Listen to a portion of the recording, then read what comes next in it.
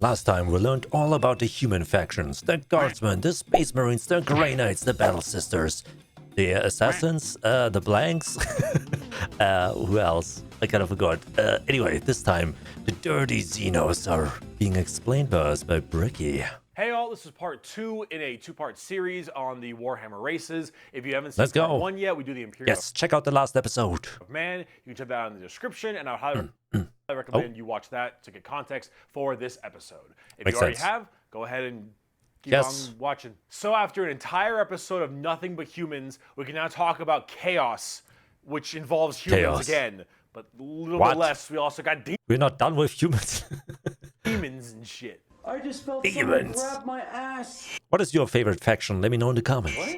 Like hard, Nick. So, as I've mentioned many times before, we've discussed the warp, the immaterium, the hellish landscape, The other dimension. purgatory dimension realm between the material realm of our existence. Now, The in demons. the warp, it's terrifying, horrible. There are demons everywhere. Things are crazy. All your minds and thoughts and emotions get projected there. It is Sounds like both hell. formless and empty. It is vast and tiny. It obeys the What? laws of time and physics while simultaneously does absolutely nothing of the sort. It is a hodgepodge and a culmination of just unknowable, eldritch, horrifying shit.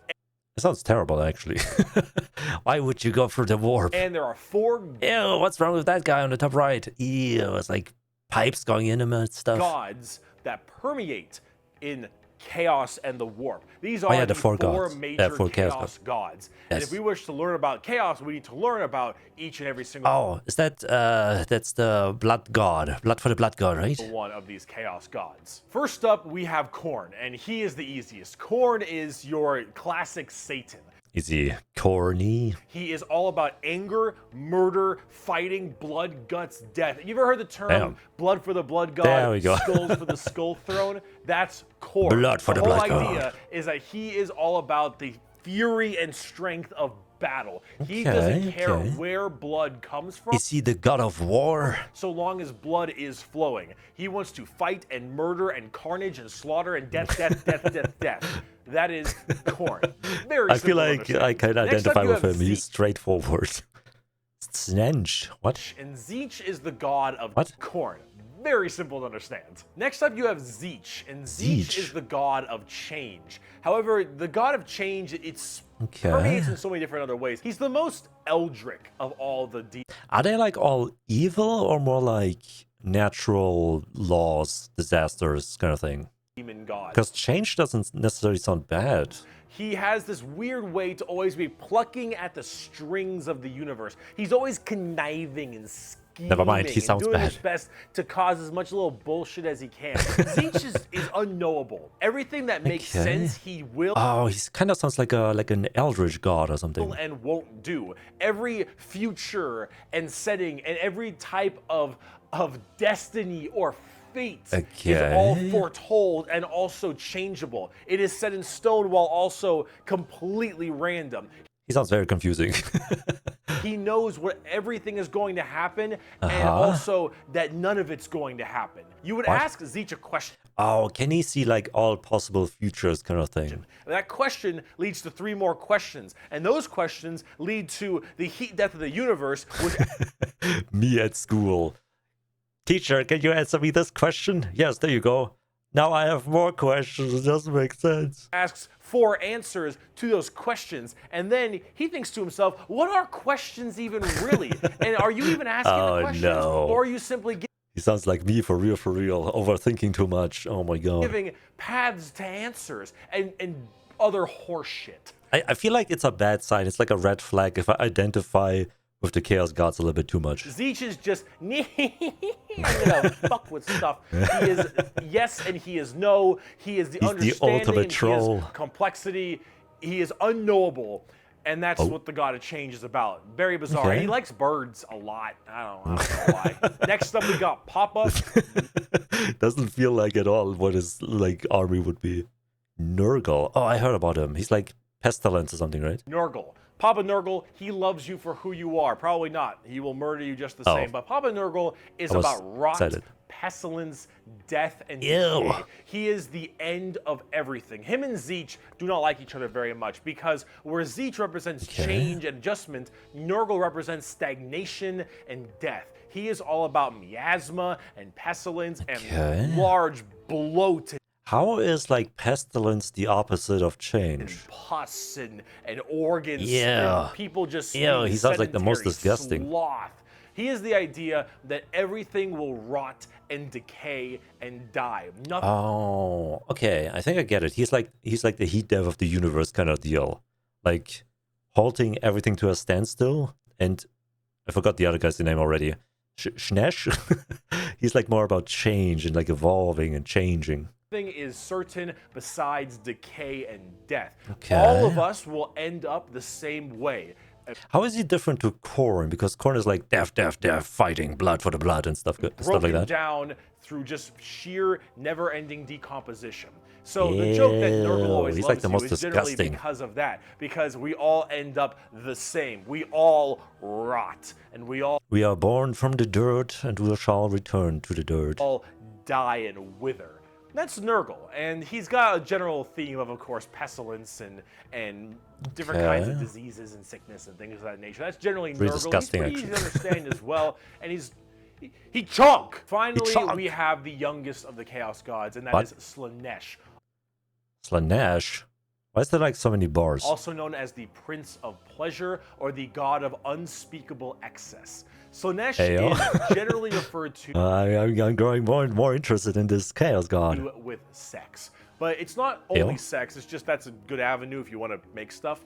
Slaanesh is just the idea of the senses of the body being cranked to not just 11, but more like 17. So we'll discuss. It's the heroin god. Slaanesh a little bit more when we talk about the Eldar because they done fucked up. But it or whatever is mainly about just the excess of emotions. And therefore sex is generally a large part of it. However, it's mostly so they're like the seducer faction kind of thing maybe? And torture. Lots of pain of it. However, it's mostly pain and torture.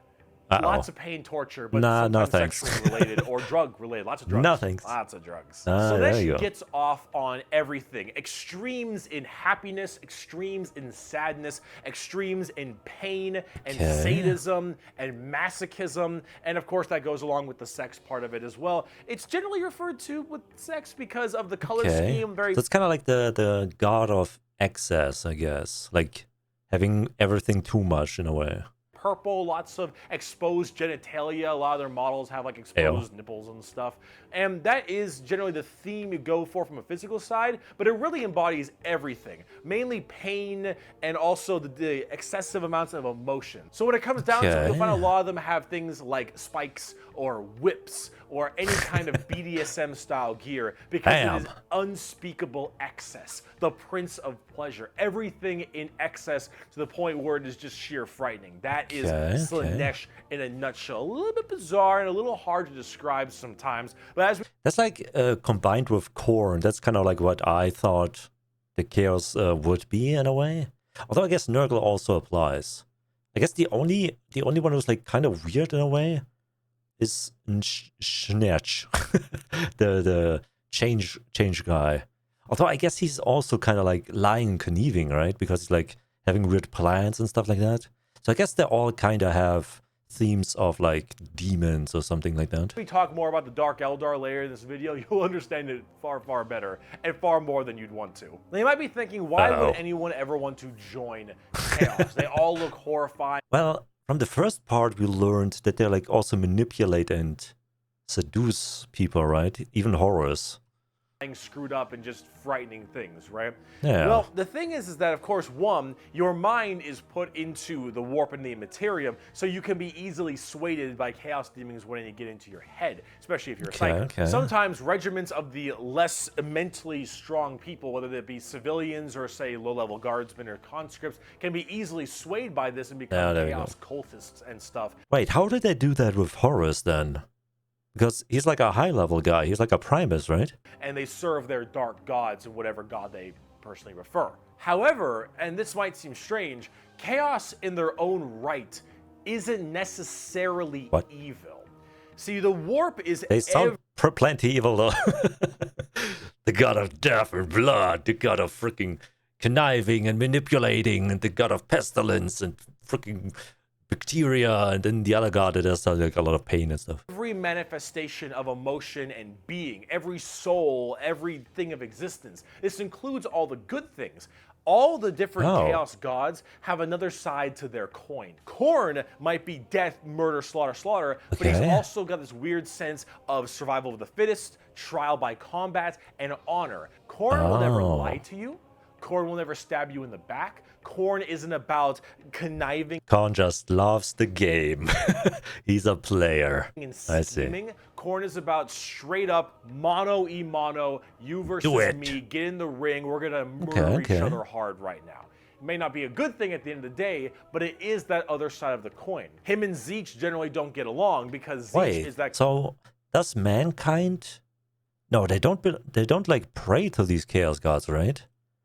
But they kind of like embody it to some extent.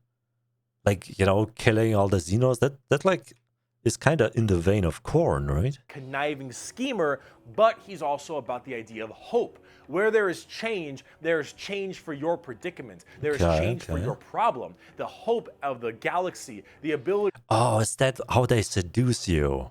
With like the, in quotations, good aspects, and then they crank it up to 11? To bend the world to your will. The idea that your fate is not set in stone, but in reality that you control your own destiny and can control whenever you want. I mean, that does sound kind of neat. That is Tzeentch. And of course, Tzeentch and Nurgle hate each other because while Nurgle does represent stagnation, death, and decay, he also represents finality and ending. The fact that you can be mentally at peace knowing that you will end and how you will end. Fear of the I mean, he doesn't have like the best positive side, to be honest. The unknown, fear of change is not present with Nurgle. With Nurgle, everything will rot and die, and that provides that finality, that ability that this is over. We are all the same, and we will all end the same. We know the meaning of life. The meaning of life is to live and die and I don't know, it doesn't sound too good to me. And with that, it brings peace of mind. Slaanesh is a lot more simple. While they are the excess of emotion, they are all... The positive of Slaanesh is sex. I love it. So the representation of emotion. Slaanesh embodies happiness. Slaanesh embodies excitement and joy and pleasure, not only in the sense of the physical, you know, bam, style of pleasure, but also everything else like food and drink and air on your cheek. And how is this like combined with like the excess of it? Because Slaanesh wants like everything but like to the max, right? Like a little bit of happiness is probably not enough though, right? Sunlight, the feeling, emotion and feeling, all of that is also represented with Slaanesh. So you have to ask, why are they always represented as super evil skulls and spikes on everything and want to murder everybody? I don't really got an answer for you on that one. My because they are is evil. that because mentally humans may think... I mean, if we're being honest, only the God Emperor is the one and true only God. Worse thoughts, even if we don't act on them, and therefore they're projected in the warp more. That one's a little bit weird. I don't know. This is me spitballing right now, but I don't know. You need a super bad guy. You already got the Imperium of Man. You need somebody to be a little bit worse than them. So you got the... Honestly, who cares? I just want to buy like a bird magician. Look at him. So cool. So combining all this together on the tabletop, Chaos Demons are... I think I like Khorne the best from those four. I mean, Slaanesh is pretty neat. But I don't know. I don't want to be tortured and shit. I'd rather have like a cool battle with Khorne.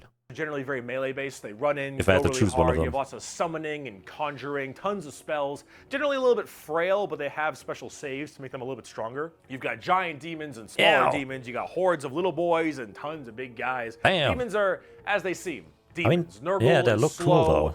Khorne is super scary in melee. You've got Tzeentch, who are far more into psychers and Tzeentch. spellcasting, and then Slaanesh, who is all I think I will never remember the name because it's spelled completely differently.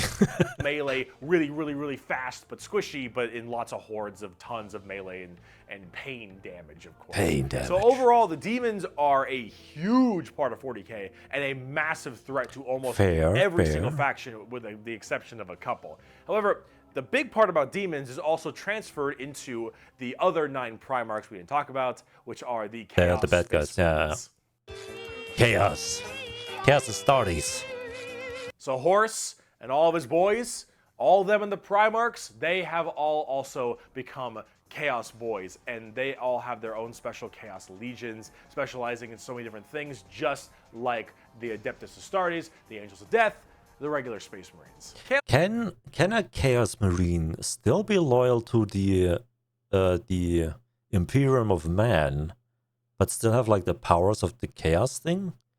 Or as soon as they get like corrupted by the Chaos Gods, they kind of lose their loyalty to man and instead like try to like further the Chaos Gods? Space Marines aren't a whole lot different than the regular Space Marines. They have the same armor, generally the same training and toughness. They just specialize in different kinds of things. And also a lot of the Primarchs have ascended into greater is it greater demons?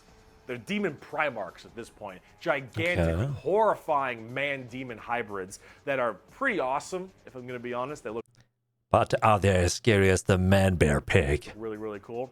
But them and their associated legions that they are a part of are all kind of going out there and causing a large ruckus for everyone else. Considering the raw strength and firepower of a legion of Space Marines, imagine that entire legion just converting to chaos and immediately fighting you. It's generally pretty horrifying. There's a lot of them, so I gotta write them down. Who's stronger, the Grey Knights or the Demon Astartes? But you've got Chaos the Marines. Emperor's Children with Primarch Fulgrim, loyal to Slaanesh. Yeah. These people, they are so Is that a face? He has a face on his shoulder quadrant thingy. messed up people. They're just sensory overloaded. Yeah. Tons of drugs, tons Dude, of that's torture. nightmare fuel. And I think Fulgrim is a demon Primarch right now, and oh god, I am terrified to see what that man looks like. At least on the tabletop. I mean, he looks better than the other one. Children are not good people. He at least looks like kind of like a which are kind of like opposite of the Imperial Fists with Primarch Perturabo, I believe is his name. They're Chaos Undivided. They just kind of serve Chaos in a general aspect instead of choosing one of the 4. But the Iron Warriors are big on the siege and fortification, and they're basically entirely against the Imperial Fists and are a major rival. Perturabo, I believe, is also... So I guess they like kind of counteract the different chapters or like groups of the, in quotations, normal Space Marines. Still alive, and I'm also very interested to see what he looks like, because Demon Primarchs are badass. You've got the Night Lords with Primarch Conrad Kurz. Conrad Kurz is he like a vampire? He looks mostly normal. is dead, which is good, because he's a sick fuck. But the Night Lords are generally about terrorizing people and terrorism. They're generally about fear, and rightly so. Oh no, they're gonna protest against ice, careful. The World Eaters with Primarch Angron, still alive, also excited to see. Angron, if you think you've known an angry person, Angron is the angriest son of a bitch there we go. ever know. Angron removed parts of his brain that didn't make him angry, so he could be angrier. Angron, fucker's mad. You've got the death... Oh my god. I found the empathy center of my brain and I cut it out. Scar with Primarch Mortarion. They actually have their own special codex and their own major army on the tabletop. Mortarion himself is actually one of the models. I mean, they look pretty sick, like really disgusting freaking tentacle abomination monsters. Biblically accurate angels? Look at him. Look at him. It's so cool looking. I am of course, looking. Nurgle based, obviously. Yeah. So very slow but very tanky. Is that a baby? Wait. Here, look at this guy here on the top right. What is his kind of deal here? What is he doing? He has like a ball with him, right? I mean, if he wants to fondle balls, I guess you're kind of welcome to work. We've got the Word Bearers with Primarch Lorgar. Lorgar is, I believe, still alive. I don't know what's up with him at the current moment, but the Word Bearers are generally the people who caused all the major problems in the looks beginning. like Khorne. At least I blame them for it. They're little assholes. You got the Black Legion with Primarch Horus. Ooh. Get fucked, nerd. You've got the Alpha Legion with Primarch Alfarius Omegon. Chaos. I think. And then finally, you've got the Thousand What? Sons with Primarch Magnus the Nerd. Thousand Sons also have their own. They look kind of. They almost look like a normal Space Marine faction. They have like Wolfmen and like a freaking, I don't know, Black Templar with skulls and stuff. He looks like he could fit right in with the normal guys. With the Death Guard, Magnus is also a tabletop Damn. model. He looks super cool, as you can tell, and they're all super heavily psyker. Why does he have like nipple horns? Look at this. Why does he have that? Top model. He looks super cool, as you can tell, and they're all super heavily psyker and kind of Egyptian themed. They look pretty neat. Oh, that's right. Because like they're part of the warp. They must be like more connected to like psychic abilities, right? Like all of them, maybe? Overall, with all of these Chaos Space Marine factions, you can play as a lot of different ones, but the main ones that you can really work at are standard Space Marines, Chaos Space Marines, as well as the Death Guard and Thousand Sons, as they are the most fleshed out, especially in the tabletop at least. See this right here. Dude, how old is Warhammer? How did they not flesh out all the factions yet?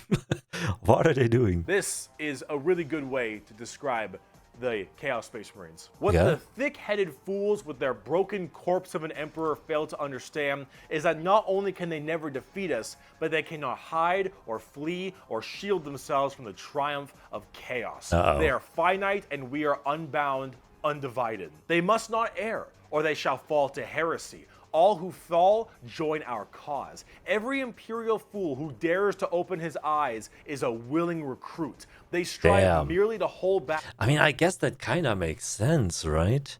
It's kind of like the fight against the heat death of the universe in a way. Like everybody will either die or succumb to the warp at some point.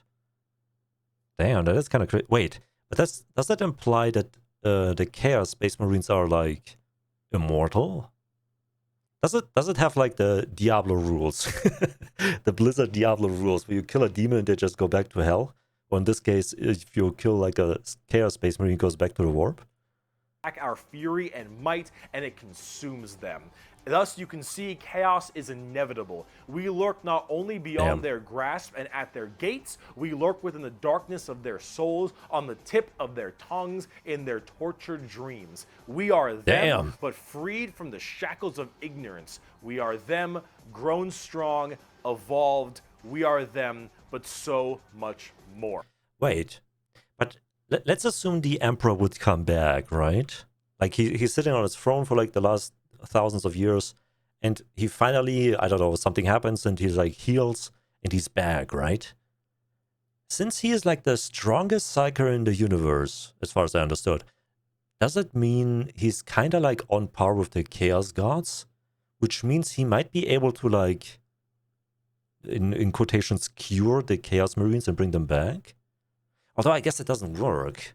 Horus was seduced by the Chaos Gods, and the Emperor didn't like undo that. Instead, they fought.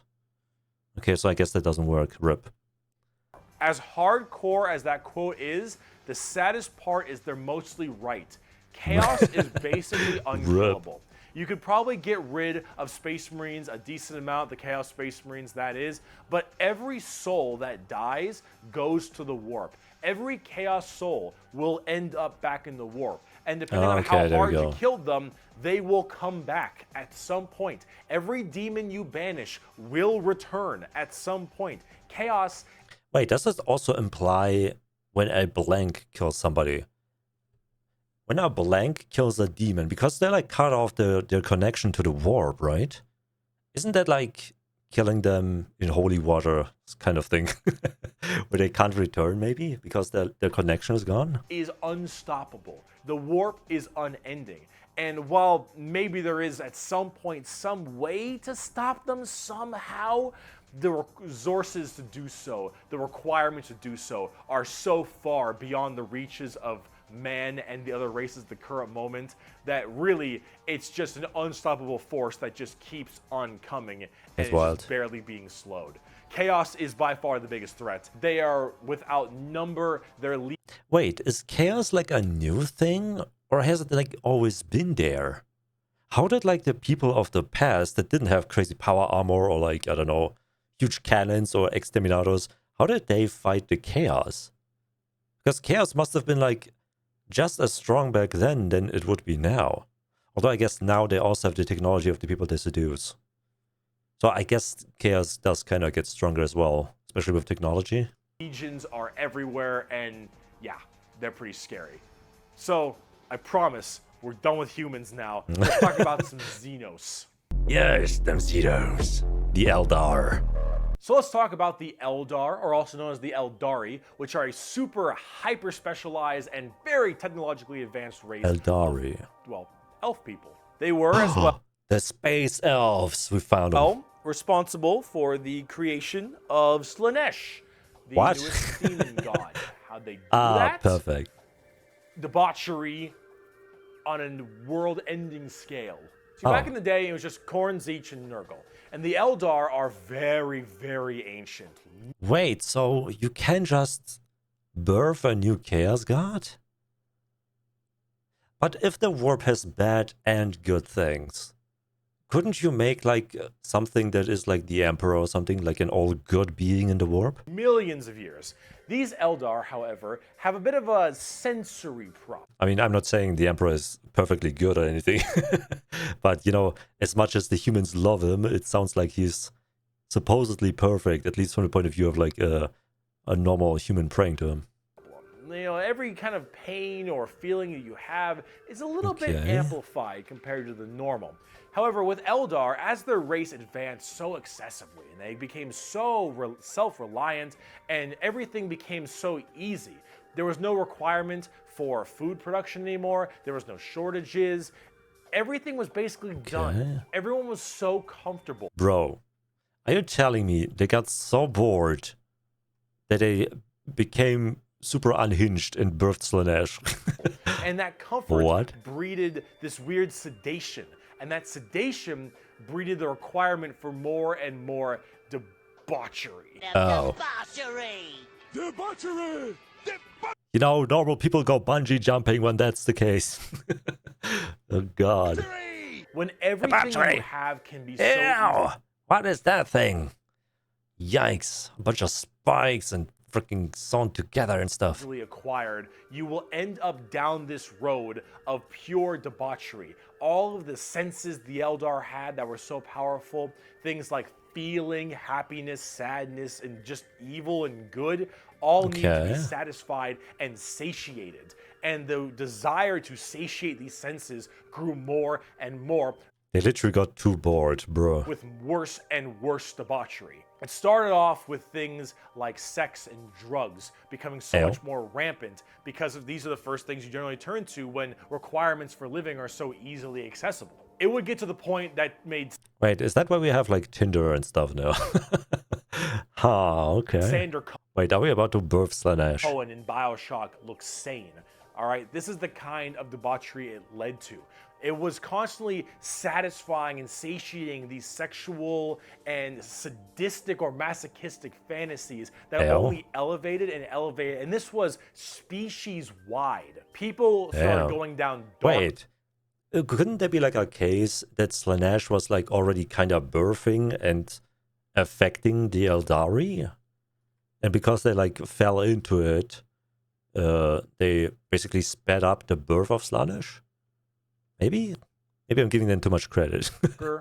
More depraved and more violent paths as time went on. However, Yeah. some people didn't entirely take to that. Some of the Eldar were looking at this depraved species that they had become and said, no thanks for me, dog, I'm good. And they bailed. These Republicans versus Democrats. are the craft world Eldar. They left on these giant continent-sized starships called craft worlds. They believed in learning the old ways of the Eldar and pushing away from this depravity and debauchery and going back to their main... Oh, they kind of sound like the... Oh, crap, I forgot the race. In Mass Effect, in the Mass Effect universe, there's like this race that like lives on ships, right? And they need like constant like spacesuit and mask for like their... because their immune system is so bad. I forgot what the race is called. And this kind of reminds me of that. They kind of like left their home planet and live on a ship now. routes. And so they would segment themselves on these giant craft worlds Damn. far in the outer reaches of space. They even had this Okay. thing called the Webway. Remember what we mentioned about warp travel Okay. with the Imperium? Well, the Eldar had something way safer called a Webway. And the Eldar Webway is actually like a pocket dimension kind of thing. Oh. And in that pocket dimension, there were also more horrible... Wait, why aren't the humans like stealing their technology? Oh, are the ships too big to conquer or something? Oh, and I guess in addition to that, they kind of don't fuck with machinery anymore. They had like the freaking giant falling out with AI or something, and now only the Adeptus Mechanicus freaking uses machines by like using incense. depraved groups and clans that would spend their time in there. And if you imagine the debauchery was bad already, these were debauchery X10. So all of this So it's even continued, worse? and it continued, and it bloated Damn. until Slaanesh just Slaanesh. burst forth. All that emotion, all that mental, well, thought process. Oh, is that like comparable to like, you know, the Empire of Man with like the normal Space Marines, and then there's the Chaos Marines, right? Is this kind of like the similar thing where they're like, we have the Eldari that are kind of like, you know, they live in this universe. They are semi-normal, and then there's like the bad boys. I suppose. All of this in such a condensed space. Don't forget, this is all being shot, all their souls as well, into the warp. Oh, All of this like mass depravity sacrifice? right into the Oh. warp. So what happened? Boom! Slaanesh was birthed and killed off 90% of the entire Damn. Eldar population. Untold trillions had their souls ripped from their bodies Damn. and their actual fleshy bodies devoured. Is that all it takes? I feel like the Empire of Man has like way more. They probably have like quadrillions or something. By Slaanesh demons. The entirety of the Eldar race was eaten alive and their souls consumed to the Damn. Prince of Pleasure. All of them got fucked up. It was so bad that it literally ripped a warp hole into the fabric of the materium called What's the that Eye mean? of Terror. That's literally this like quasi-horrifying gateway portal from the materium and the immaterium Wait, is that just like a permanent wormhole to the warp? Oh. right next to Cadia. Oh no. And Wait, is that what destroyed Cadia? I need to like, somebody told me to watch like lore videos about Cadia because it's apparently very interesting. It is horrifying.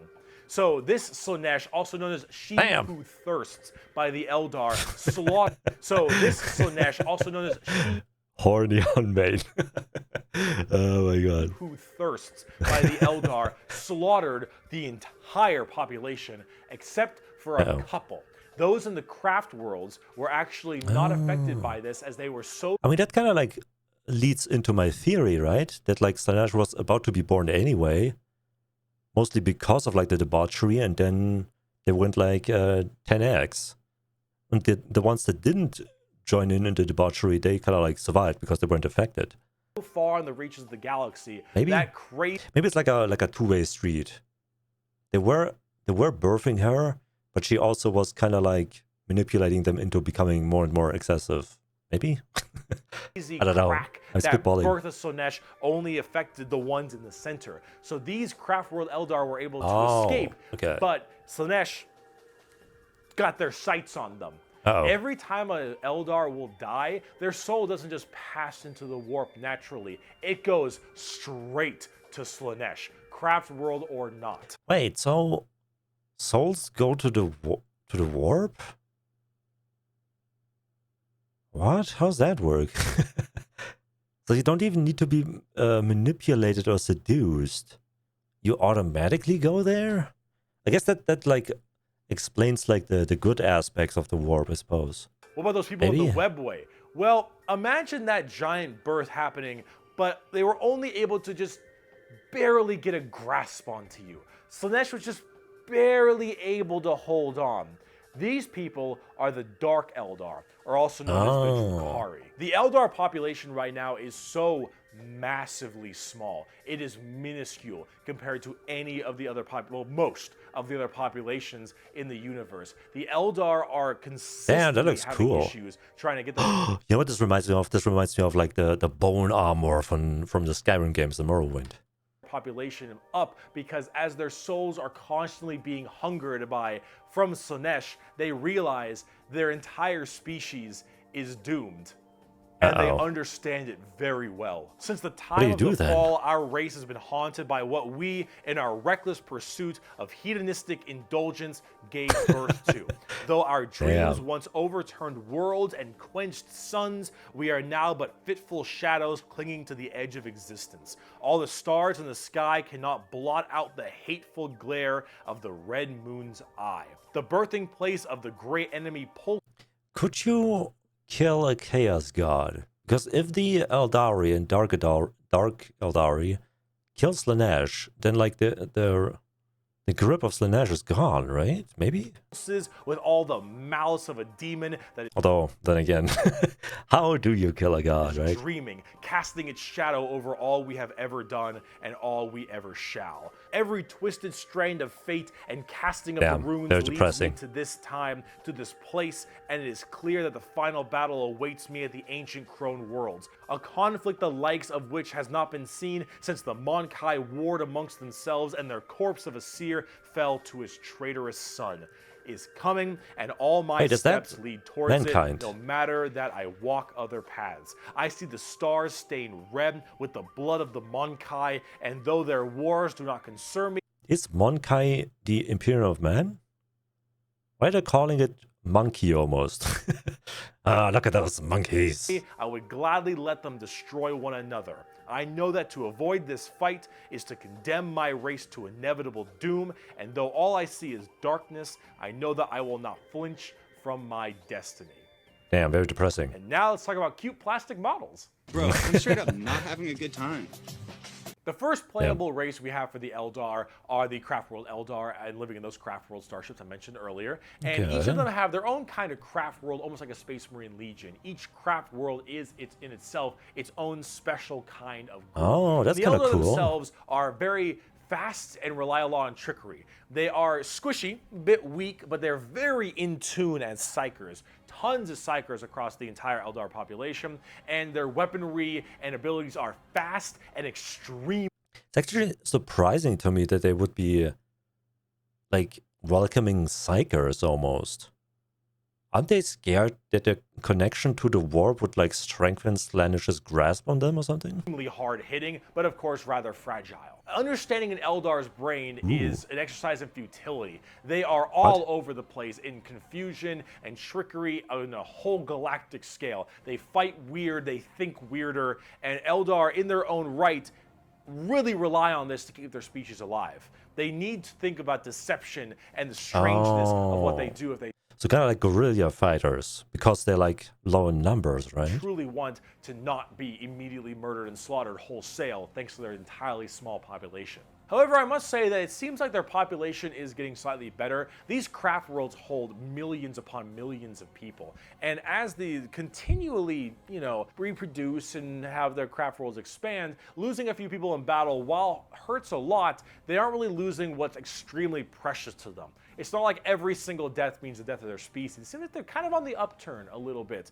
They're still a doomed race, being sucked into Slaanesh every time someone dies, but they are definitely doing a little bit better than they were before. Eldar are fast, cunning, and what they don't make up for in tankiness, they make up for in extremely advanced weaponry. They also call humans Mon-Kai, which is something I mentioned earlier. Oh, there we go. That is a derogatory slur for humans in the Warhammer world. The M word. Why is it called Mon-Kai? Well, it's because you can't, in your game, call people monkeys. Oh. On the tabletop, exactly what I said. Not very tanky, generally pretty squishy, hit like... Damn, they have like freaking Evangelion freaking Gundams, what? That looks pretty cool, actually. Except the colors, maybe. I would want different colors, maybe. Trucks and move at Mach 5. Fast, hit hard, die fast. Exactly how it sounds. They've been good for a very long time, too. We bring only death and leave only carrion. It is a message even a human can understand. Eldar. They all sound Drukhari. like Frieza.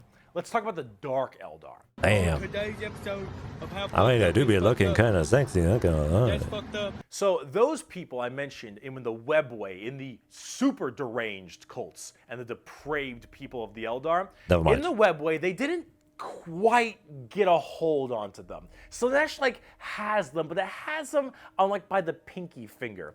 And they're got brushed with slowly it. being consumed by Slaanesh, but they found out they can stave her off by What? doing Slaanesh things. Oh. The Dark Eldar are by far That sounds like counterintuitive, though.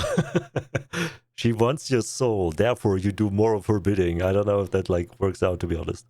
the worst, most horrifying, disgusting, depraved, and brutal race in all of Warhammer 40k. What? These are Even more than mankind? I've seen what they do to babies. They rip the body off of babies and make them into like little freaking skull servitor thingies or something. entirely a group of people whose full purpose to save their species from extinction, to go into planets, raid them, and take as many slaves as they possibly can to torture them for Oh. 1, 5, 10, 20, a million years, because that Damn. torture will keep them from dying. They look very Oh. BDSM style too. They definitely have a lot more spiky bits and they have a lot more of that kind of leathery black I mean, look. doesn't that like kinda make them into like chaos servants already? Where's like the step in between from being normal and chaos servants? This feels like they're just from the chaos, from the warp. But let's say you are an upstanding Imperial citizen, living Yes, life sir. on a regular planet. You get invaded by the Necrons. Oh no. The Necrons will shoot you with a deatomizer, and you will be destroyed in a millisecond, and that's it. Doesn't not the sound worst way so to go. bad, yeah. You are invaded by Chaos Marines or something. You take a bolter shot to the head or a chain sword across your Ow. stomach, and you get cut in half. Painful, but not the worst. The orcs arrive. They beat you to death. Hurts, but, you know, whatever. Tyranids, they eat you alive. You know, whatever, it's over in a second. It's pretty rough. The Dark Eldar. This is going to get a little Uh-oh. graphic. I apologize. You pray you die. You don't. You are instead Uh-oh. taken as a human slave. Your Oh, is that a slave of the Dargadari? Oh, God. life will be endless work and agony. Oh, 24/7. They will make sure Kind of sounds like Darth Vader, to be honest. Isn't Darth Vader also like in constant agony because of his suit and stuff? you can't not die, as your pain satisfies them. They will hook you up to Damn, all that's manner fucked up. of torture devices. They will inject pain-based like stimuli drugs directly into your nervous system. They will slowly run razor blades across your skin. They will fillet you and just pull out your teeth and your fingernails No, I need one those. by one. They will remove your appendages and your skin But I mean, come on, they look kind of cool though, don't they? and wait for it to grow back so they can do it again. They will murder and torture and use the R word. It rhymes with grape. All right, never mind, I don't like them. Your entire family in front of you and do the exact same thing to them. You yourself will also be rhymes with grape anywhere and everywhere possible. And this will occur for 20 years until you are 20 no years. longer satisfying to them.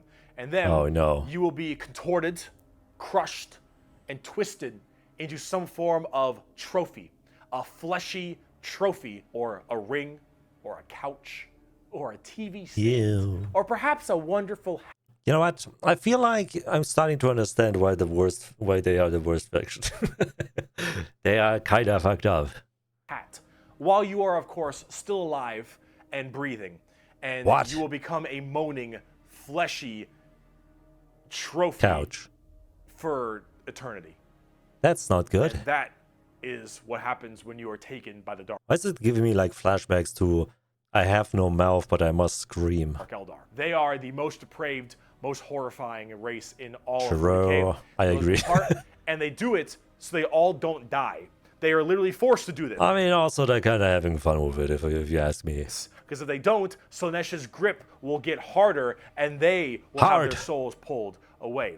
So long as they keep doing this, Slaanesh is like, "You're doing good, man. You're doing solid. You keep that shit up, you elf-eared bastards." Yeah, it sounds like an freaking warlock patron from D&D. It's like, I give you power, but give me more souls. That's the Dark Eldar. That's the Drukhari.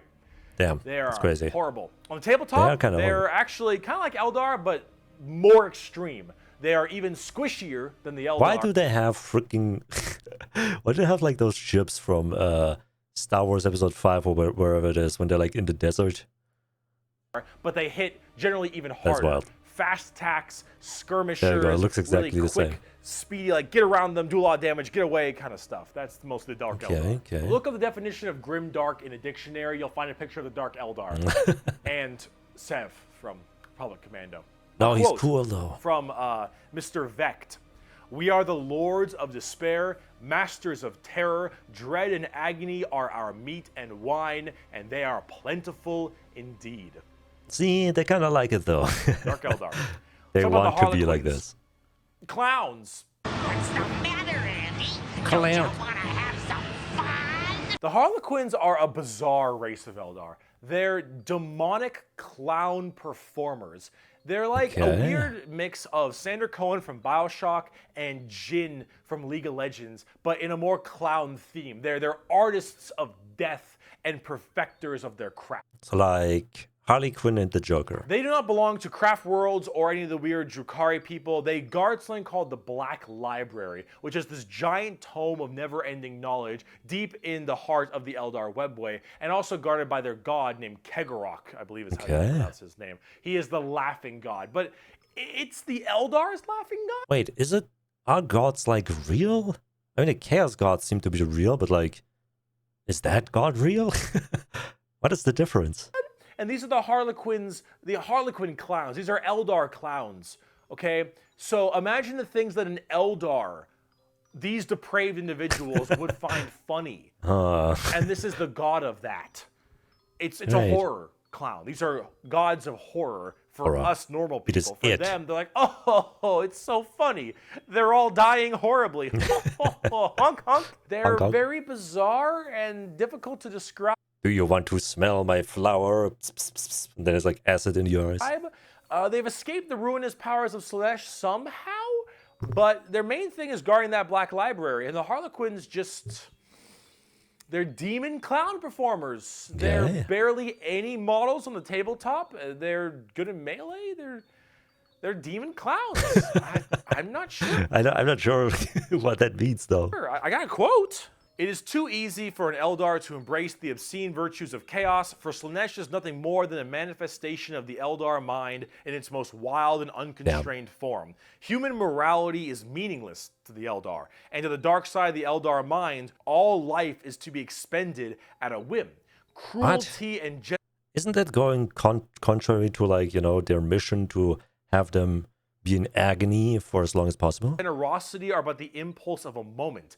Beauty and sensuality are virtues that can be expressed in bloodshed just as easily as in song. To an unfettered Eldar mind, there is neither sanity nor madness, but merely a wave of perfect There's only chaos. filled by its own savage Wait, it sounds like they are warp, right? They're chaos.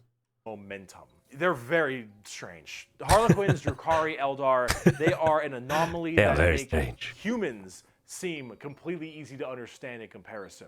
They range from rekindling their civilization to horrifying murder and also clowns. They're all over the place, but honestly, they're represented quite well and are rather interesting, especially with the whole Slaanesh they seem like they have a wide range. So, yeah, Eldar. Now, bugs. Why are they Terminates? following me, Ma? Wait, Terminates? But these are Terminates from Helldiver 2. They're following me. What? The bug. Or maybe it's the Zurich from StarCraft. The bug! The bugs. Tyranids. Now, Yeah, it looks you more want like to talk something a Berserk. little more fun, a little more simple than all this crazy Eldar shenanigans? Let's talk the Tyranids. They're bugs. Do they look like Zerg? Hell yeah, they look like Zerg. Do they know why they look like Zerg? Because they were actually supposed to be what Zerg were. Apparently StarCraft was supposed to be a 40k game in the beginning, hence why they look so much like Eldar, Zerg, and the Imperial. Oh. Damn, imagine how much... I mean, StarCraft is already pretty cool, but imagine how much cooler it might have been as a Warhammer game. Of man, like kind of space marine, those Marines, huh? Oh, coincidence? I don't know. They look a little bit space marine to me. Maybe. I don't know. Maybe. You really fucked up on that one, Games Workshop, didn't you? True. Tyranids are a giant infestation of unfathomable proportions. These are giant, extremely bio-advanced hive mind organisms that are basically all about absorbing as much biomass as they possibly can to evolve and... What kind of hive mind is it? Is it like the queen controls the hive kind of hive mind? Or is it more like every single bug is connected to all the other ones? And like collectively they have one thought. Mutate to be extremely potent and powerful and kill and eat anything in their path. Ew. They are probably the Ew, what is that thing? Bro, that like mutated to no end. What the heck? Also, what is this thing? Like a brain with tentacles. evil faction in all of 40k because all they want to do is eat shit. They want to nom nom the entire galaxy. They hangry and we food. Also, this Tyranid hive mind has a presence in the warp. In fact, Tyranids in their own right have a massive presence in the warp. They have a thing called the shadow in the warp specifically, where when they are coming in to invade a planet, they have this weird ability to kind of cut off the warp on all the psychers on that planet. Wow, and that's how weird. you get help across the... Wait, how's that work? Oh, is it like when the souls go to the warp, they stay connected to the hive mind? Question mark. Stars? Well, you need the warp because you need that for interstellar travel. Yeah. So with people unable to call for help from the Tyranids, these are just easy pickings. And an entire giant Tyranid hive fleet It's like a psychic EMP kind of thing. comes out of orbit and just will massacre, absorbing all that biomass and turning them and all of their other Tyranids into even more They're all advanced just monsters. food. They come in so many varieties too, all based on what is important. Tiny little ripper swarms for scouting and having little dudes eat people up, to the Hormagons, Termagants, and Gene Stealers, all the way to the Hive Guard and the Exocrines and the Swarm Lord, to Hive Tyrants and their giant battle fleets, and even some... You know what? This kind of reminds me of like the Alien from the Alien movies, right? There's like the normal worker ones, and then there's like the giant queen and stuff. Something as crazy as the Hierophant Oh my god! The Tyranids come in all forms and sizes depending on what they require. They are Is that a Vile Titan from Helldiver? extremely good at anti-biological weaponry. There is no way you can plague them or blight them. They have extremely strong armor, how do you defeat them? and such. Tyranids are nigh perfect organisms and are pretty spooky when it comes down to how they handle all of their... Why is he wielding swords? But it looks like it's attached to his hand, what? Their genetic material. Keep feeding them, they'll keep evolving. They keep on creating new horrifying organisms to spread across the galaxy. And you want to know what the most terrifying part of the Tyranids is? It gets worse.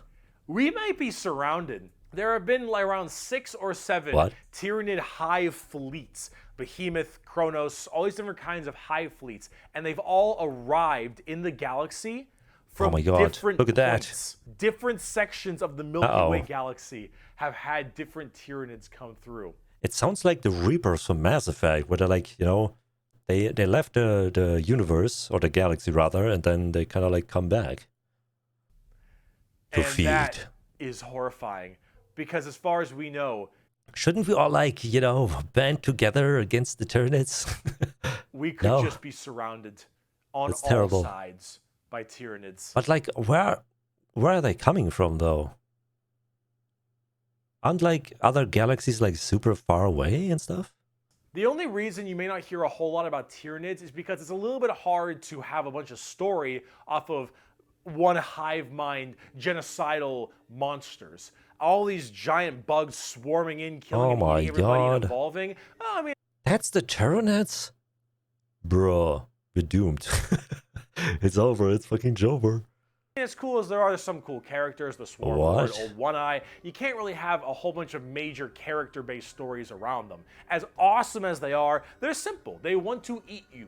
They want to eat you and absorb your biomass. They are They just simple wanna eat you. bugs. If you want something a little more complex, talk Gene Stealer cults. I can have all the pot I want, I get around faster than walking, and wherever I need a seat, I can just sit on my balls. Damn. Gene Stealer cults are a special brand Oh my of god, was tyranny that the episode in South Park where he like microwaved his balls so they become huge with cancer? that can slowly infect themselves into different kinds of society. And by What? infecting them, they can rise up to where they all pray and believe in these regular humans, pray and believe into their tyrannid hive mind gods. And these brood lords and I think they're called patriarchs all can turn an entire world all based into gene stealers. And these are called gene stealer cults. An entire What? hive world of the Imperium. Why would you do that though? Is there like a promise of not being eaten, but rather joining the hive mind or something? Can be turned into nothing but servants to the tyrannid masters Oh, there we go. just by infecting them and screwing with their genetic code a little bit. They also have this cool like Mad Max look. Which is really neat. They are definitely one of the bigger threats to the Imperium besides Chaos. I keep saying biggest threat to the Imperium. They're up there though Everybody is the biggest threat. because you, dingus, stepped on a bug in middle school. No, Asshole. it wasn't me. There is a cancer eating at the Imperium. With each decade, it advances deeper, leaving drained, dead worlds in its wake. This horror, this abomination, has thought and purpose that functions on an unimaginable galactic scale. And all we can do is to try to stop the swarms of bioengineered monsters it unleashes upon us by instinct. We have given the horror a name to salvage our fears. We call it the Tyrannid race. But if it is aware of us, it must know us as nothing but prey. Here Uh-oh. it is. They're cool. I mean, they sound kind of simple. You know, just like, you know, the Zerg, there's giant hordes and they just like overwhelm you with numbers and genetic superiority. But like there's doesn't seem to be like too many crazy things about it. Especially like compared to the Eldari, right? There's like the hive world ship Eldari, the dark Eldari, the clown guys. But are they as cool as the orcs? The orcs. Screen's gone red. Orcs, That means I'm super fast. Orcs, orcs, orcs, orcs, orcs, orcs, orcs, orcs, Why does he look like a fucking construction machine, right? orcs, orcs, orcs, Orcs. orcs. I fucking love Okay. orcs. Wait, I heard about orcs that they just kind of like believe in something and then it's true. They could like find a car without an engine and they just go in and be like, yeah, this car works. And then it works without an engine. So, yes, the green monsters, the green tide, the green skins. Space orcs. These orcs, they are in fact a race in 40k. The orcs are Oh. as exactly what you expect them. They have archaic weapons, they're big boys, they have axes, and they have got big old teeth, and they want to kill everything, and there are so many of them. The only reason Who has more numbers, the orcs or the Tyranids? they haven't taken over the entire galaxy is they can't stop murdering each other. Orcs are so cool. Orcs What? don't have philosophy. Orcs don't have existential crisis. What matters is who's the biggest orc. You listen to that guy because he's the Life could be that simple. biggest orc. He big orc. Big orc knows orc. best. You win through the power of imagination. Of all the races I have battled throughout the galaxy, the orc is the hardest to comprehend. They wage war with machines that should not work, care little for strategic gains, and are just Wait, so it's true? They can just believe it as works? likely to slaughter each other as the enemy. How does one battle an enemy that defies all logic? Honestly, they kind of sound like Americans. Remember that like freaking quote, like, if we don't know what we're doing, neither will the enemy. As an orc, you're enjoying life. You're enjoying the life you're given. Your whole Alright, life and job and purpose is to get up and beat each other to death because you can. The biggest orc is the man who I am understands bored, let's kill each other. everything. He is the boss. And orcs have this really weird, like, big, dumb, stereotype British accent, which is just What? hilarious to me. Those are orcs. You fight. You like Bro, He's literally flying on a rocket. to fight. Your whole purpose But I mean, he could believe he survives it, right? is to fight. You wage war because you want to wage war. You got your boss over there, and you better listen to the boss, because if you don't listen to the boss will squish you and make you an example for the other orcs. And then you can't fight because orc dead. And orc dead can't fight because orc dead. Orcs. They scrap together machines They must really love Khorne then, right? out of parts that don't make any sense, and Fighting? because they believe, they have the mental imagination that that machine will run, it'll run. If that machine's out How's of that gas, work? you're driving that machine with your fellow orcs, and the biggest orc is behind the wheel, and you run out of gas, some orc behind you like, oh Zog, we're out of gas. And the big orc is like, no, we're not. I filled the fucking gas tank up earlier. And all the other orcs are like, oh yeah, you did do that. And then you turn the fucking mech back on, and it works again. Does it have gas? Probably not. But it works. Bro. The power of imagination. They paint things red because it makes them think they goes faster. They paint things Nice. purple because it's the sneakiest color. You want to know why? Is it? You ever seen a purple orc? I don't What? fucking think Image so. unavailable. Orcs are also like ancient as hell. They're back in the What does the color green do then? I mean, they all have green color, skin color, right? Eldari time frame. But back then they were called Krorks, and they were much larger and scarier and far more intelligent. Now they're just orcs, and they're big, dumb, and they smack things. But they're Wait, what was before? But back then they were called Krorks, ancient as hell. They're back in the Eldari time Oh. frame. But back then they were called Krorks, and they were much Wargs. larger and scarier and far more intelligent. Okay, what happened to them then? Now they're just orcs, and they're big, dumb, and they smack things. But They they're sound like titans or something. Smarter and bigger and stronger and stuff? pretty spooky. They're not very well armored, but they hit really hard, and it's called the Green Tide because there are so many orcs. There Who has more numbers? The orcs or the Tyranids? are about as many orcs as there are Tyranids. What? Maybe more. Who knows? But they keep What? on, murdering each other, so it's not too bad of an Oh. issue. Orcs are entirely comic Bro, are they shooting goblins? What is this over here? Load up the goblins. relief. Their Bruh. stuff is slapped together. That makes no sense. Their vehicles don't work the way they're supposed to, but they work because they think it works, because they imagine that it works. Orcs care Imagine what our quarks could have done, right? If he's smarter about it. only about who is the biggest orc. Although I guess the smarter you are, the less imagination you might have. Or like, maybe rather the less blind belief you have, I guess. And they will follow the biggest orc. And then if they want to be the biggest orc, they'll challenge the biggest orc. And then when they go and they issue a wa is just war in orc, they murder everybody and everything in this giant tide of greed What are these goblins? Are they like also orcs? orcs who are just excited to be hitting something. They don't care that they're hitting Eldar or the Imperium or Tau or anyone in other between. orcs. They're just so they get to beat shit up. That's orcs. And on the tabletop, they are a total coin flip, and they're really fun. I have never met a salty orc player. I have never met someone who plays orcs and is ever just a bad guy or that guy. Orc players have this kind of fun to them because when you play them, you are completely submitting yourself to RNG. So here's the thing. Oh? Guardsmen, Imperial Guardsmen, when they shoot, they roll a dice, and on a 4 up, they'll hit their target. They have a 50% chance. Space Marines, pretty good. They hit on a 3 or higher. They're well trained. Adeptus Custodians, they hit on 2s because they're just super well trained.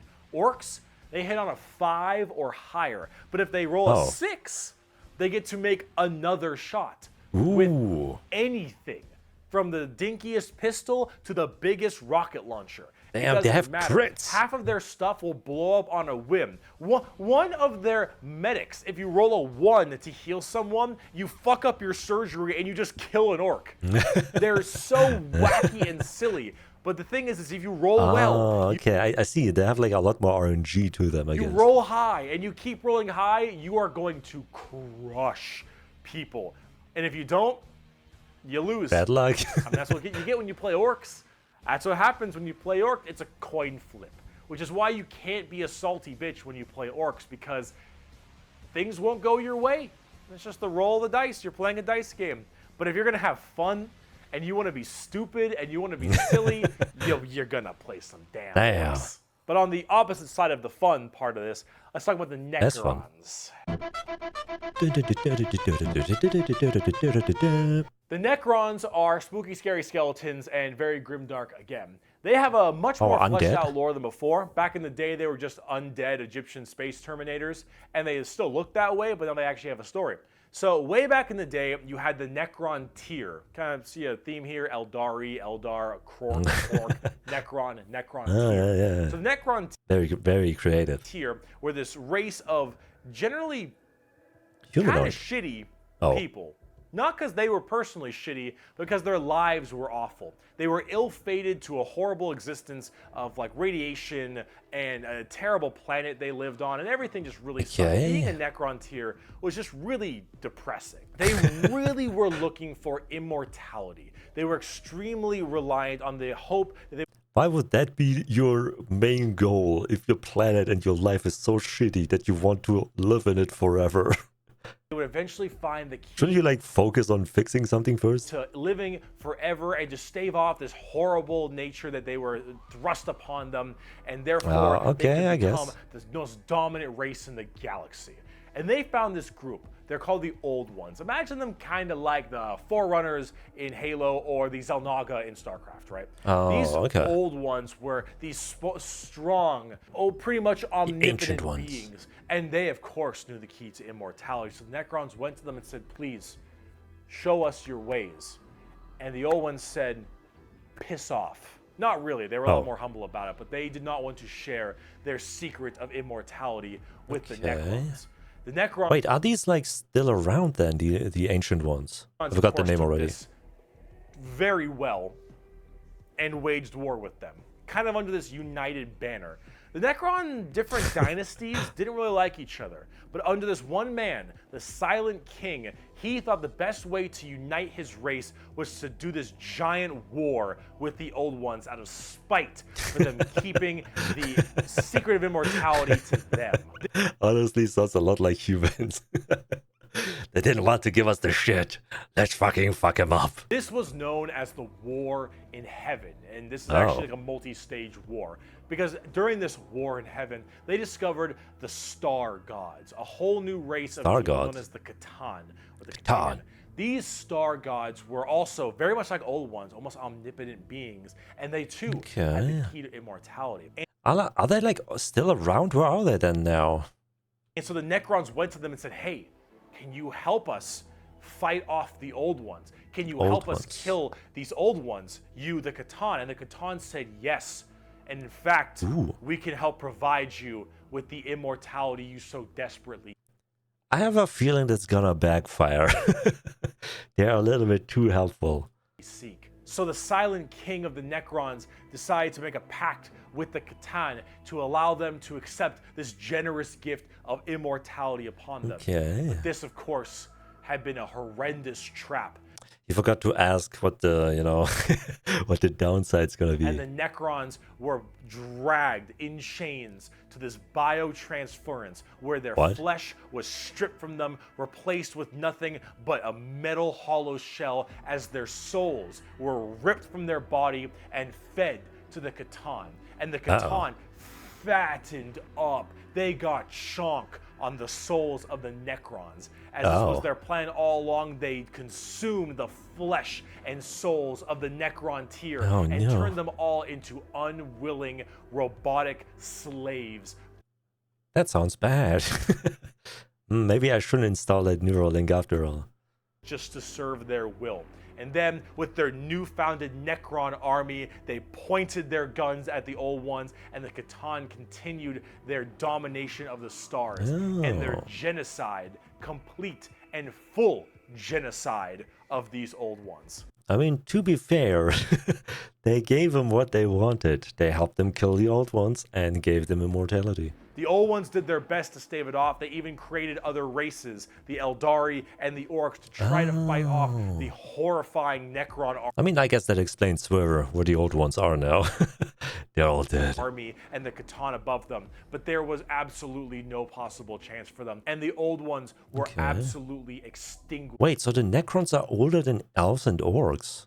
Across the galaxy, their entire race completely removed. Full on 100% genocide. However, during all this, the Khorne, so just infatuated with their victory, started fighting each other for fun, for sport, naturally. for small differences, doesn't matter. The Khorne, with these overpowered people, they're gonna eventually hit each other at some point. And Yeah, it happens all the time. Like, as soon as everybody wins, they kind of get bored. Kind of like the Eldari, right? They had everything, and then we're like, we are bored now. Let's kill each other and torture each other. as they began just menially fighting each other, the Eldari and the Orcs actually started pushing on the Khorne's borders a little bit, giving them a little bit of a run for their money. Oh. And as this continued, this is when the Silent King, who retained his consciousness, decided to leap into action and start a full-scale revolt against their Khorne masters. He was biding his time all the time? He's biding his time all the time, yes. And this revolt was bloody, as the entire Necron army was surged off to destroy these star gods. They were able to, just after suffering horrendous losses, were able to turn the tide of the war. And they took these Khorne and they blasted them. Because as these star gods are unkillable, they were able to break them into thousands of shards and entrap them in giant stasis Oh my vaults. god. They made them into To batteries. now actually be slaves to the Necrons. Hell And with the yeah, Necrons karma hits having hard. the entirety of their old gods enslaved to them, they realized that soon their race was about to be attacked by the overcoming new races, the Eldari and the Krorks. And so what they did is they retreated into giant stasis tombs in order to preserve their energy and their strength for when one day they would be reawakened and they would be able to rule the galaxy that was rightfully theirs. And then Wait, some why? dingus Adeptus Mechanicus guy diddled with a green console and now Wait. How is that gonna change though? Are they like advancing themselves while in stasis, or like are they getting more powerful? Because what's gonna be different in like 40,000 years, right? the Necrons are back and they see all these primitive races on their lawns and they think, get the fuck off of it. The Necrons are back, super advanced, and they are here to reclaim the galaxy that they so rightfully believe is theirs. Now, on the tabletop, they're a lot like that. Tons of undead Egyptian skeleton robots that when they die, they just get right back. Wait, are they undead or are they robots? Both? Both? Yes, both. Up because they keep on reanimating, hard to kill, tons of crazy stuff. You can use the Khorne themselves as units to fight with. That's kind of cool. Pretty cool. The Necrons are one of the three major events in 40k. The Horus Heresy, the Fall of the Eldar, and the Awakening of the Necrons are all pretty substantial events. And the Necrons themselves are pretty dang cool as well. Here's a good quote. Wait, we're missing like an event from the Orcs, and we're missing an event from who were the other ones? Orcs, Eldari? Oh, for the Turnids. Well, wonderful Dawn of War game. Lucky creatures, as long last you have found the tranquility of death. I was like you once, clinging to life and blind to the truth. When I uncovered the truth, I too shuddered and paled with fear. Deep in these catacombs I was remade. Here my brethren slumbered for eons while the living grew like weed. My Lord knew this day would come. He had plans for us all. We would purge this world once more. So come, poor victims of life. We will grant you tranquility in these crypts. Kronos will be a tomb world once more. Damn. Necrons are also pretty smug. Trays in the Infinite especially. Mr. Steal Your dickhead. Girl. But speaking of dickheads, last race. Let's talk the Tau. Dickheads. We made a fucking Wookiee. The exact formation of the Tau Empire is not entirely understood. However, a long time ago, many thousands of years ago, in the 40k world that is, some Imperial navigation vessels were going around through different areas, and they saw a primitive race, blue people, smacking each other with sticks and stones. And they thought, dumb Xenos race who gives a shit, and they ban. Uh-oh. Then this giant warp storm occurred right in that major area, unable to be breached. Then, once that warp storm 6,000 years later subsided, hello, those little sticks. Well, they decided to actually have no war of any kind and all just unite together under one flag of the Tau Empire. Impossible. How did they do that? No other race in the universe could do it except Tyranids. And now they have gigantic starships and Gundam robots and lasers Damn. and railguns and mechs, and they are here to ruin your day for the greater good. That is generally the Tau Empire. I mean, They sounds have this not kind too of bad. feeling of this homogenous group. All species can go underneath the banner of the greater good. The greater good is their idea of the fundamental increase. Wait, they found the greater good after being inside of a warp storm? I don't know. Sounds like the manipulation of a chaos god. And help of all. In fact, they are most likely the most like the Covenant in Halo, where they have the overarching prophets, being the ethereals, who are actually kind of dicks and like to pull at strings a little bit, but then you have all these different races directly underneath them, and they all work together in this big group as this large, foreboding race that tries to spread their weirdly pseudo-religious influence across the galaxy. The alien is not intrinsically evil. Do not hate him. Pity him, his ignorance. Seek to understand his differences and equate him with his inadequacies.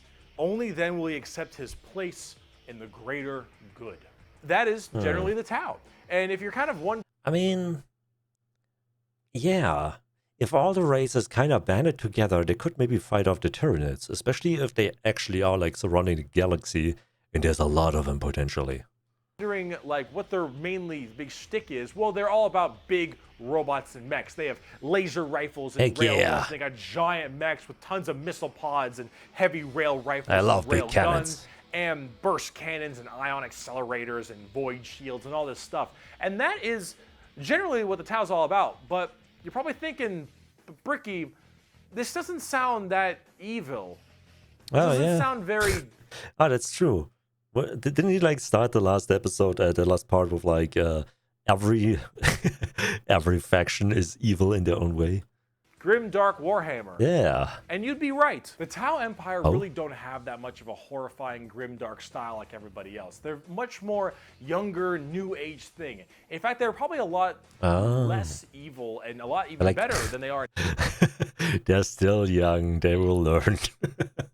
They're still naive. Give them some time. Now, back in the day, because they liked having like that good guy faction. But a lot of us who really like the dark, depressing style of Warhammer didn't really like it that much. So, see, the Tau get a lot of hate, and a lot of that hate isn't necessarily unjustified. It's mainly from a tabletop perspective, but as you can see from all the visuals I've shown you recently, they don't really fit in the 40k universe very well. They're too different. Let's all band together against them, that bro. super dark, dramatic, kind of high gothic level Yeah, the Imperium fair, has. fair. They don't have the weird kind of like grungy stuff that Chaos or say the Orcs do. And the Necrons and the Eldar have their own specific style as well. The Tau really do look like something out of Gundam. And while it isn't necessarily a bad thing, it does definitely not fit too well. There's that. There's also the tabletop problem. In tabletop, Tau are horrible at melee combat, but exceptionally good at ranged combat. So they blast everyone from really, really far away, and they have a million rules to make it so that it's nearly impossible for you to get into melee combat. So it that sounds basically annoying, just forces you to bottleneck the game. That's what I hate in like freaking PvP games, when especially like in MMOs. And when I play like a fighter or like some kind of melee character, and then I go into PvP, there's always that stupid ranger that's like always like backwalking or like having some kind of backflip ability, and then as soon as I like try to reach him, and then he does the stupid backflip, and then he's gone again. God damn it. One specific gameplay style, which is gun to gun. And if you're doing gun to gun, they're going to win every time because they're the Tau, and the Tau are really damn good at shooting. So it's one of those things that make the Tau generally rather hated, and a lot of different reasons for that, both from style and such. But this is actually one of the things I wanted to end this video with, is that the Tau, while they have their issues, Guys, just forgive him. Aren't we all suffering in this dark future? You should not be discouraged from playing them. I'll make plenty of Tau weeaboo jokes, of course I will, but it's all generally in good fun. Anyone who legitimately doesn't want you to play a faction is an idiot and you shouldn't be giving them the time of day. You pick what you think is cool and what you like. In Warhammer, especially now, factions get better and they get worse. They grow and then they fall. You should only be playing what you think is cool. You like Gundams are kind of cool. Like the models. If you're talking tabletop, that is what you should be going for every time. Is what you think is badass, because things change all the time. But the universe of Warhammer has so much going for it. Every faction has something interesting. Every character has a story, and there's a million stories to be told. The universe is vast and exciting, and while it is dark, depressing, and horrible, that is the damn charm. And out of everything I've told you in these two videos, is anything that you could take away is the reason why so many of us are so into this series and why we like it so much. Because with so much variety, such an expansive universe, and so much that can be done, you can find yourself having a pretty great time. Yes, indeed. Please let me know in the comments what your favorite faction is, or Xenorace, I suppose. I'm kind of trying to wonder what mine would be. I kind of like them all to some extent. I think I would need to like look deeper into the lore of each of them, because it's like really hard to like decide when when you get to know them all at once, in a way, if you know what I mean. I kind of have to think about it. Maybe you can like suggest a race to me, and then I can maybe like look into it more. Anyways, thanks everybody for watching. Don't forget to like and subscribe, and see you next time. Bye bye bye bye bye bye.